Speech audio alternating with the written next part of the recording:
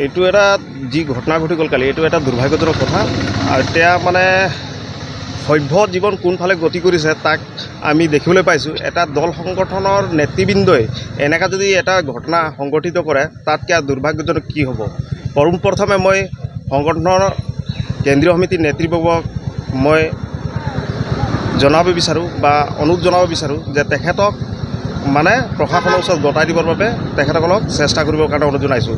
যি কালি ঘটনা ঘটিছে ৰয়ঙৰ পৰা দুজনী নাবালিক ছোৱালী, তেখেতসকলক সহায় কৰাৰ পৰিৱৰ্তে তেখেতসকলৰ ওপৰত এটা মানে আক্ৰোশমূলক তেখেতসকলৰ মনোভাৱ লৈ তেখেতে গোটেই নিশা যে ঘূৰাই ফুৰাইছিলে, এইটো এটা আমি অসম স্বাধীন ছাত্ৰ সন্থাৰ তীব্ৰ ভাষাৰে গৰিহণা জনাইছোঁ। আৰু প্ৰশাসনে ইতিমধ্যে ছোৱালীকেইজনীক থানাত ৰাখিছে আৰু দোষীক অতি শীঘ্ৰেই গ্ৰেপ্তাৰ কৰিবৰ কাৰণে আমি দাবী জনাইছোঁ।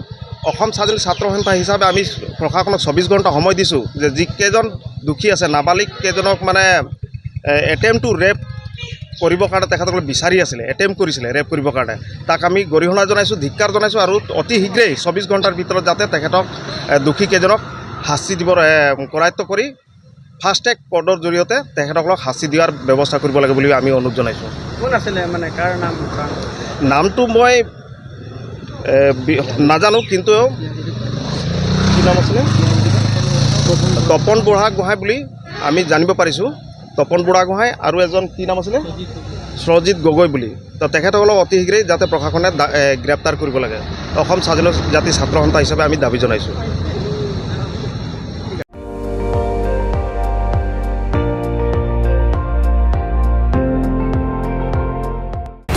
আপুনি চাই আছে ND24, সৰ্বশ্ৰেষ্ঠ নহয় সৰ্বোত্তমৰ দৌৰ।